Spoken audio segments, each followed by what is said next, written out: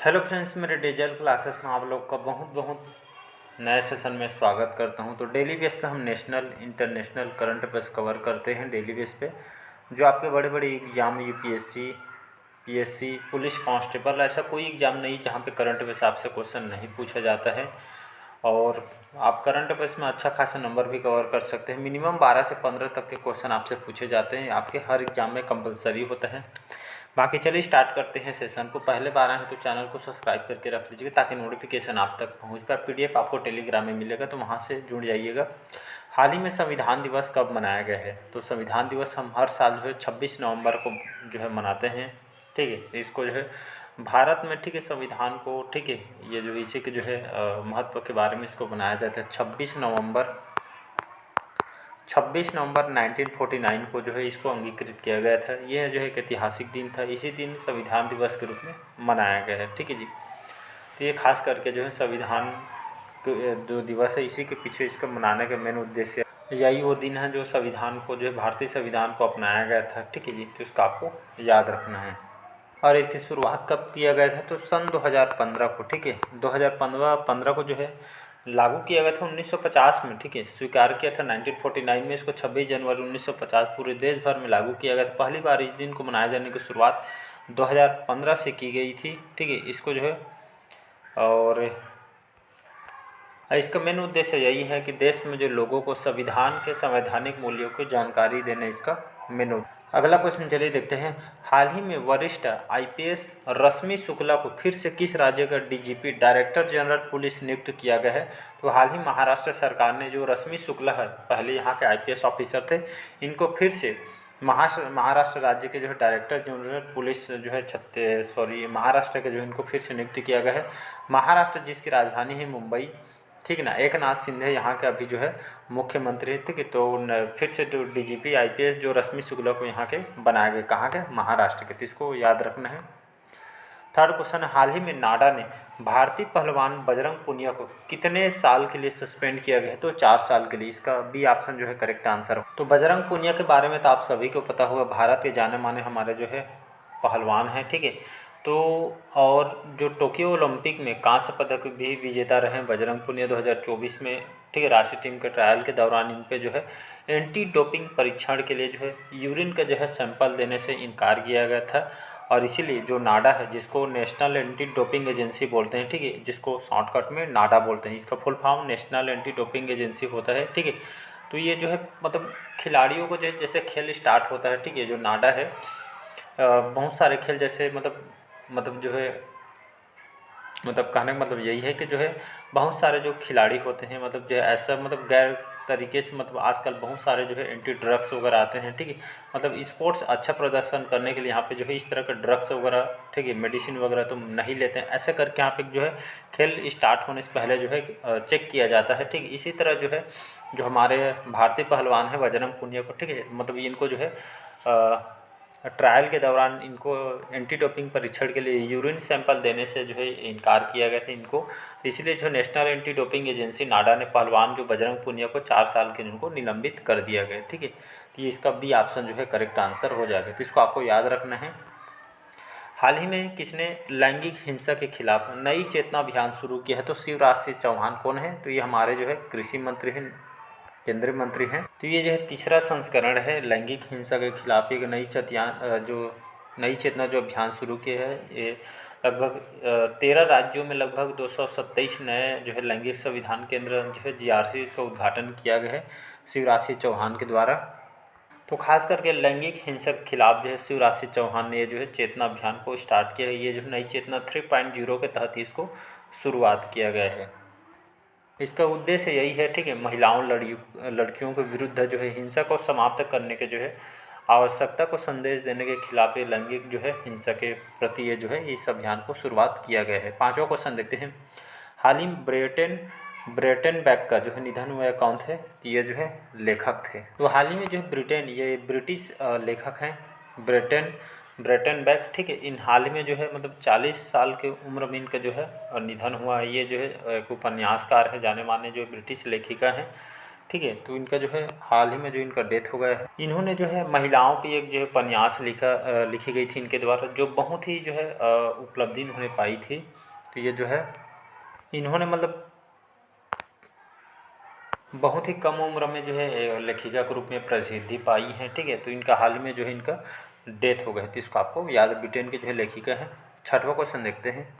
हाल ही में किसे जो है ब्रह्मोस एरोस्पेस के प्रमुख नियुक्त किया गया, तो डॉक्टर जयतीर्थ राघवेंद्र जोशी। इनको हाल ही में जो प्रख्यात जो मिसाइल वैज्ञानिक हैं, ठीक है, जयतीर्थ राघवेंद्र जोशी जी, इनको हाल ही में ब्रह्मोस जो एरोस्पेस, ठीक है, जो ब्रह्मोस मिसाइल कई बार बताया हूँ, ठीक है जी, जो भारत के लिए डेवलप किया जा रहा है हमारे रक्षा विभाग के लिए, तो ब्रह्मोस जो एरोस्पेस के नए प्रमुख इनको नियुक्ति किया गया है और 1 दिसंबर से अपनी जो है नियुक्ति ग्रहण करने वाले हैं।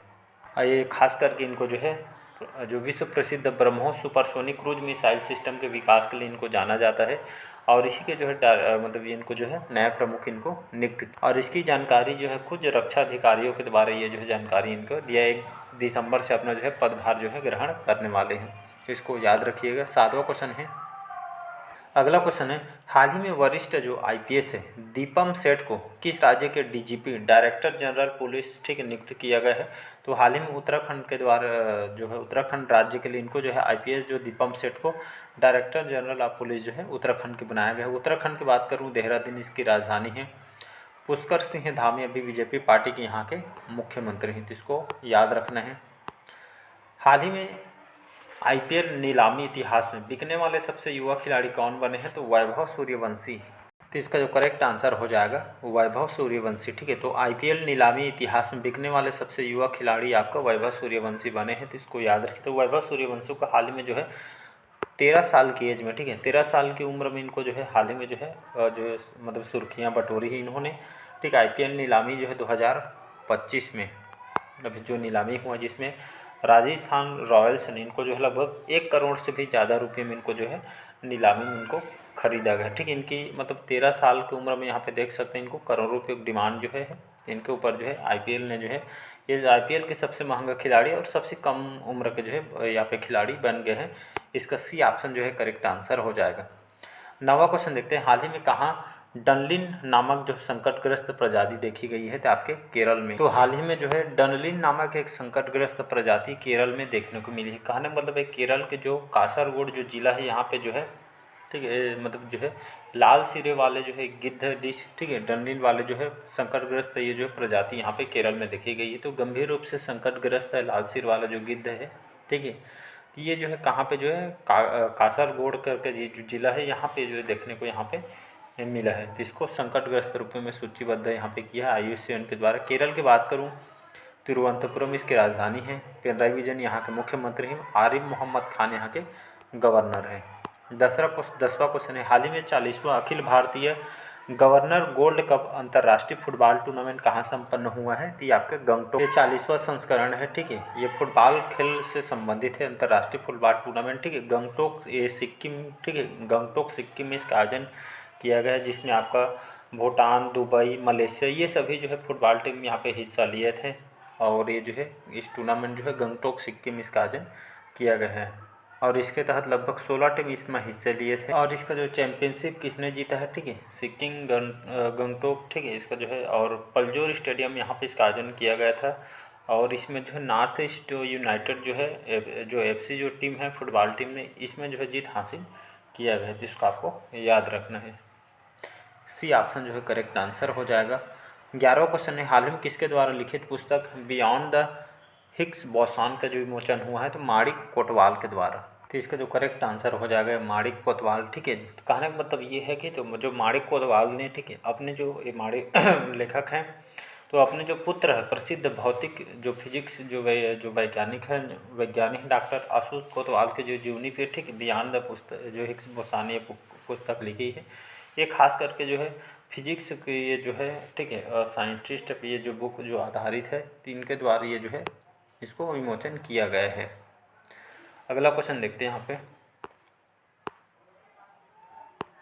हाल ही में यामडू ओरसी ने किस देश के राष्ट्रपति का चुनाव जीता है, तो आपका उरुग्वे। तो यामडू ओरसी कहाँ के जो है राष्ट्रपति चुनाव जीते हैं, तो उरुग्वे। उरुग्वे एक कंट्री आपके साउथ अमेरिका की एक कंट्री इसके अंतर्गत आती है। और यहाँ पे मैं बात करूँ, यहाँ पे जो है मोंटेविडियो करके हैं, ठीक है, यहाँ की जो है लार्जेस्ट सिटी है और यहाँ के कैपिटल भी है, और यहाँ के प्रेसिडेंट के रूप में ये जो है अभी चुनाव जीते हैं, तो इसको आपको याद रखना है।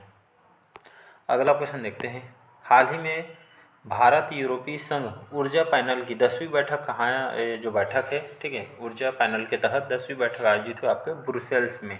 बैठक का मेन उद्देश्य यही है, ठीक है, भारत और यूरोपीय संघ जो ऊर्जा पैनल, ठीक है, खास करके 10वें क्रम का जो बैठक है, जिसमें ऊर्जा संक्रमण पर जो है ध्यान केंद्रित किया जाएगा। सौर ऊर्जा को ज़्यादा मात्रा में जो है बढ़ावा दिया जाएगा। स्वच्छ ऊर्जा, जलवायु, यहाँ पे साझेदारी यहाँ पे किया गया है। इसमें हाइड्रोजन, पवन ऊर्जा, ठीक है, सौर ऊर्जा को बढ़ावा देने को, जैसे ये जो 10वीं क्रम के जो बैठक है ब्रुसेल्स में इसका आयोजन किया गया है, ठीक है। तो भारत के साथ यूरोपीय संघ के जो है 2 देश है यहाँ पे जो बैठक में हिस्सा लिए थे। हाल ही में किस भाषा में भारतीय संविधान का अनावरण किया गया है, तो आपके संस्कृत और मैथ उपयुक्त दोनों इसका जो है करेक्ट आंसर, तो उपयुक्त दोनों करेक्ट आंसर हो जाएगा। ये आपका मैथिली है, ठीक है जी, मैथ नहीं मैथिली है। तो अभी हाल ही में जो है 26 नवंबर को जो है भारतीय संविधान दिवस के रूप में मनाया है, तो इसी के तहत भारतीय संविधान का अनावरण किया गया है संस्कृत भाषा और मैथिली भाषा में, ये दोनों को याद रखिएगा।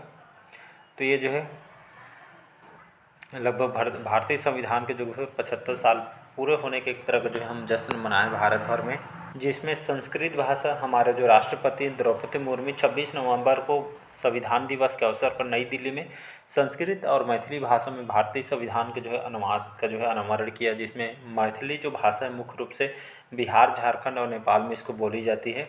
बाकी जो है जिसमें बड़े बड़े नेता, ठीक है, ओम बिरला, नरेंद्र मोदी जी, हमारे उपराष्ट्रपति जगदीप धनखड़, ये सभी जो यहाँ पे जो है रहे हैं। तो ये 75 साल पूरे होने के जो है एक तरह के यहाँ पे जश्न मनाया गया। तो इसको याद रखिए, इंपॉर्टेंट कॉन्सेप्ट, तो 75वीं वर्षगांठ के रूप में ये जो है समर्पित है, तो इसको आपको याद रखना है। अगला क्वेश्चन चलिए देखते हैं यहाँ पे लास्ट क्वेश्चन, हाल ही में नागो साबा गोरेंग उत्सव कहाँ मनाया गया है, तो ये आपके बाली में। ये जो फेस्टिवल है खास करके इंडोनेशिया का जो जाना माना शहर है बाली, ठीक है, यहाँ पे जो है ये नागो साबा गोरेंग उत्सव मनाया गया। ये जो है एक हिंदू, ठीक है, मतलब हिंदुओं को, ठीक है, एक मतलब जो है फेस्टिवल है, जो यहाँ के लोग जो है संस्कृति पे बेस्ड फेस्टिवल है। तो ये जो है त्यौहार जो है इंडोनेशिया के बाली शहर में इसको जो है मनाया, जिसमें डांस वगैरह यहाँ की संस्कृति पे बेस्ड होता है। बहुत सारी इसमें जो है डांस परफॉर्मेंस वगैरह यहाँ पे किया जाता है महिलाओं के द्वारा, तो इसको आपको याद रखना है। तो चलिए आज का सेशन यहीं तक रखते हैं। कैसा लगा सेशन कमेंट करके ज़रूर बताइएगा। पहले बार आएँ तो चैनल को सब्सक्राइब करके रख लीजिएगा। Thank you.